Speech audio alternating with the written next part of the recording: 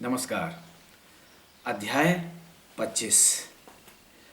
कचहरी का शनिवार और रविवार 2 दिन का अवकाश था, यानी कचहरी कोर्ट 2 दिन के लिए बंद था और वहाँ छुट्टी थी। मीनू को मीरापुर गए कई महीने हो गए थे। माँ व पिताजी से मिले हुए भी काफ़ी समय हो गया था। इसलिए इन 2 दिनों में वो चाहती थी कि अपने माँ पिताजी से, अपने घर वालों से वो मिल आए। तो इन 2 दिनों के अवकाश में मीनू ने मीरापुर जाने का निश्चय किया। आज और अब राजो भी कितनी पसंद थी उसे। जब से वो यहाँ लाई थी, आज पहली बार ही अपने घर जा रही थी। कई बार उसकी माँ के कई पत्र भी आए जिसमें उसको बुलाने के लिए लिखा गया था, परंतु वह अपनी मीनू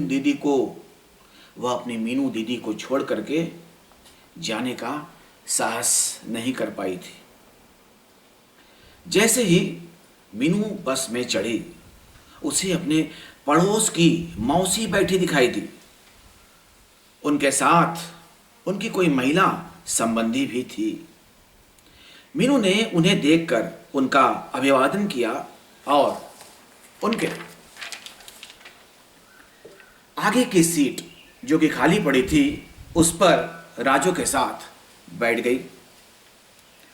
तभी मीनू की पड़ोसन मौसी ने पूछा, मीनू, तुम्हारी वकालत तो अब पूरी हो चुकी होगी, अब क्या कर रही हो?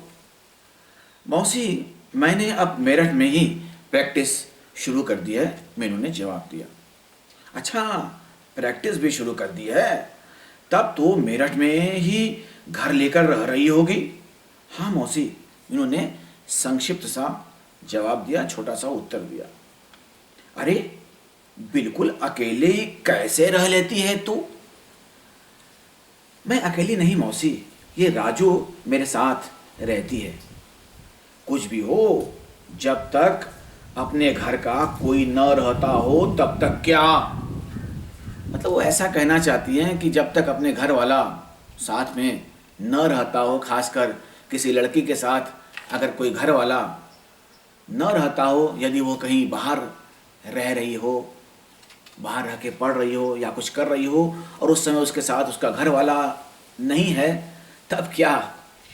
वो कोई ऐसा कहना चाहते हैं, मतलब क्या कोई ऐसा रहता है? उसको नहीं रहना चाहिए। उसे, लड़की को अकेले नहीं रहना चाहिए, अपने घर वालों के साथ ही रहना चाहिए। मौसी की यह बात मीनू के हृदय में चुभ गई। उसे बहुत बुरा लगा। शायद उन्हें मीनू पर विश्वास नहीं था। मीनू ने सोचा कि यदि मौसी से थोड़ी देर बात की गई तो वे कोई न कोई ऐसी बात कह देंगी जो उसके दिल को पीड़ा पहुंचाएगी।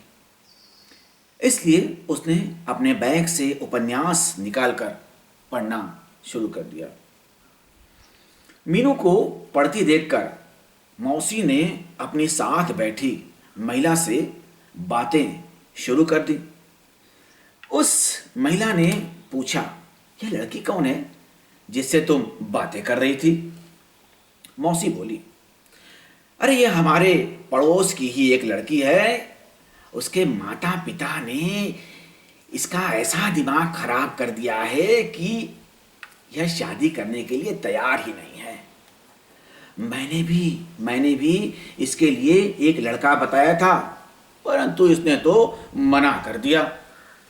अच्छा, लड़कियों को इतने सिर पर चढ़ाकर रखना, लड़कियों को इतना सिर पर चढ़ाकर नहीं रखना चाहिए, इतना सिर पर नहीं बैठाना चाहिए, फिर आगे चलकर बहुत परेशानी होती है। उस महिला ने भी मौसी की बात का समर्थन करते हुए कहा, अरे और तो और, इसकी छोटी बहन की भी शादी हो गई है, इसके भाई की भी शादी हो जाएगी, बस यही कुंवारी बैठी रह जाएगी। उन दोनों की ये बातें मीनू के कानों तक पहुंच रही थी। मौसी के ये शब्द मीनू के हृदय में तीर की भांति चुभ गए। उसकी समझ में नहीं आ रहा था कि क्या समाज में अपनी इच्छा से जीने का किसी लड़की को कोई भी अधिकार नहीं है, उसका कोई हक नहीं? एक लड़की को अबला जानकर उसे कुएं में धकेलने की कोशिश की जाती है। ये सब कैसे नियम है समाज के। मीनू का हृदय ये सब बातें सुनकर रो पड़ा। मौसी जी की बातें तो चालू ही रही। वे बोली, अरे इसके माता पिता को देखो, जवान लड़की को अकेली ही मेरठ में छोड़ रखा है। बताओ, आजकल के ज़माने में जवान लड़कियों को अपने से अलग करके रखा जाता है क्या? उनकी बात का समर्थन करते हुए वह महिला बोली, अरे कहाँ जी, कल के दिन कोई ऊंच नीच हो गई तो जिंदगी भर के लिए मुंह काला हो जाएगा। उनकी बातें सुनकर मीनू को लगा कि उन दोनों की बातों का कड़ा जवाब देकर उनके मुंह बंद कर दे, परंतु मीनू एक सभ्य व सुशील लड़की थी। वह बस में बैठकर इस तरह की लड़ाई नहीं करना चाहती थी, इसलिए ये सब बातें उसने जहर की तरह से पी ली। उसने खून का घूंट पी लिया। अपने आप को संयमित रखा, अपने आप पर काबू रखा और कुछ नहीं बोली।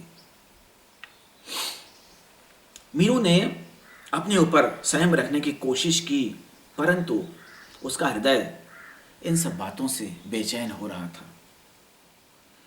वह समझ नहीं पा रही थी कि हमारे समाज में स्त्री व पुरुष में इतना भेद क्यों, हमारे समाज में आदमी और औरत में इतना अंतर क्यों किया जाता है, इतना भेद क्यों किया जाता है। यदि कोई लड़का अकेला रहता है तो समाज उस पर अंगुलियां नहीं उठाता। देखिए यहाँ क्या बात कही जा रही है कि यदि कोई लड़का कहीं अकेले रहता है तो उस पर कोई भी अंगुलियां नहीं उठाता, उससे कोई सवाल नहीं पूछता, उस पर कोई भी आरोप नहीं लगाता, उसे कुछ भी नहीं बोला जाता है। चाहे वो लड़का कितना ही अपराध क्यों न करता हो, कितने गुनाह क्यों न करता हो, कितने ही गलत काम क्यों न करता हो, उसे कोई कुछ नहीं बोलता, उस पर कोई दोष नहीं मरता, उस पर दोषारोपण नहीं करता। परंतु एक लड़की, चाहे वह कितनी ही संयमशील जीवन क्यों न व्यतीत करती हो, फिर भी समाज उस पर दोषारोपण करता है। अभी वह इन विचारधाराओं में तल्लीन थी कि बस मीरापुर के बस स्टेशन पर आकर रुक गई। जैसे ही उसने अपना सूटकेस उठाया, उसकी नज़र मौसी पर पड़ी। उन्हें देख मीनू का हृदय घृणा से भर गया, नफरत से भर गया। उनकी ओर बिना देखे ही वह अपने घर की ओर चल दी। जैसे ही मीनू घर पहुंची, माँ उसे देखकर बहुत खुश हुई, बहुत प्रसन्न हुई और बोली, मीनू, कल तुम्हारे पिताजी तुमसे मिलने के लिए मेरठ जाने की सोच रहे थे। अच्छा माँ, मेरी 2 दिन की छुट्टियां थी, मैंने सोचा आप लोगों से मिले काफ़ी दिन हो गए हैं, इसीलिए चली आई। अच्छा किया बेटी जो तुम आ गई हो, तुमसे कुछ ज़रूरी आवश्यक बातें करनी थी। पहले कुछ खा पी लो, उसके बाद बेटा बैठकर हम लोग बहुत सारी बातें करेंगे। सफ़र और थकान और मौसी की बातें मीनू के सिर में दर्द पैदा करने लगी थी। सफ़र की थकान और मौसी की बातें सुनकर मीनू के सिर में बहुत दर्द होने लगा था। वह कुछ देर आराम करने के लिए पलंग पर लेट गई, परंतु उसे आराम कहाँ। उसके मस्तिष्क में मौसी व उनके साथ बैठी महिला के शब्द गूंजने लगे। उसे आभास हुआ कि कहीं उस गुंजन की प्रतिध्वनि से उसके मस्तिष्क की नसें न फट जाएं। उसने अपने आप को संयमित किया और मां के पास चली गई। उसे देखकर मां बोली, बेटी मीनू, तुम्हारी प्रैक्टिस बेटा कैसी चल रही है? मां, पिछले महीने में तो मुझे 3,000 से 4,000 रुपए तक मिल गए हैं।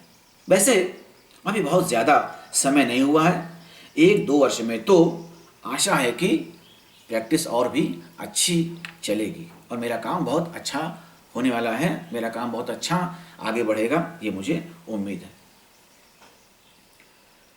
हाँ बेटी, परिश्रम का फल तो अवश्य ही मिलता है। तुमने बेटा इस योग्य बनने के लिए तो दिन रात एक कर दिया था। तुमने इस योग्य बनने के लिए ही तो दिन रात एक कर दिया था। ईश्वर भी उन्हीं की सहायता करता है जो अपनी सहायता स्वयं करते हैं। बेटा तुमने कठिन परिश्रम किया और ईश्वर ने उसका तुमको अच्छा फल दिया।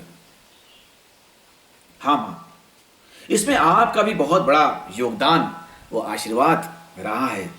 यदि आपका सहयोग न मिलता, आपका आशीर्वाद न मिलता, तो शायद मैं इस योग्य कभी नहीं बन पाती माँ। मीनू, अब तो बेटा तुम अपने पांव पर खड़ी हो गई हो, वकालत में काफ़ी पैसा कमा रही हो, परंतु बेटी एक लड़की की ज़िंदगी सिर्फ यहीं तक सीमित नहीं है। बेटी तुम्हारे अंदर चाहे कितनी भी योग्यता क्यों न हो, लेकिन फिर भी तुम एक लड़की हो बेटा, तुम एक लड़की हो। माँ, लड़की होना कोई गुनाह तो नहीं ना है? नहीं बेटी, पर जब तक लड़की का विवाह नहीं हो जाता तब तक समाज चैन नहीं लेने देता, समाज चैन से नहीं बैठने देता है। सबके हृदय में गलत भावनाएं शीघ्र ही प्रवेश कर जाती हैं कि एक कुंवारी लड़की युवा है और उसकी शादी नहीं हुई है, तो उसे देखकर सभी उस पर उंगलियां उठाते हैं। तो माँ, आपकी इच्छा है कि मैं विवाह कर लूं? हाँ बेटी, परसों मेरठ से मायाराम जी व अमित आए थे। अच्छा, कैसे आए थे माँ? बस बेटा तुम्हारा हाथ मांगने। अच्छा। हाँ मीनू, मायाराम जी अपनी पिछली गलती पर बहुत शर्मिंदा थे, उन्हें बहुत पश्चाताप हो रहा था, पछतावा हो रहा था। कुछ सोचते हुए मीनू सिर्फ हूँ ही कह सकी। अमित ने सिर्फ और सिर्फ इसी भूल का प्रायश्चित करने के लिए आज तक विवाह नहीं किया। कुछ देर सोच विचार करने के बाद मीनू ने जवाब दिया, माँ जैसा आप उचित समझें वैसा ही करें। उसकी इस बात में स्वीकृति के लक्षण झलक रहे थे, माने वो शादी के लिए शायद मान गई थी। इस स्वीकृति को पाकर मां ने चैन की सांस ली। मीनू ने अपने पिताजी से स्पष्ट शब्दों में कह दिया था, साफ साफ कह दिया था कि वह किसी भी प्रकार की फिजूल खर्ची पसंद नहीं करेगी। फालतू की बर्बादी उसे शादी में पसंद नहीं थी, तो उसने पिताजी को साफ साफ बता दिया था कि शादी में बेकार का खर्च न करें।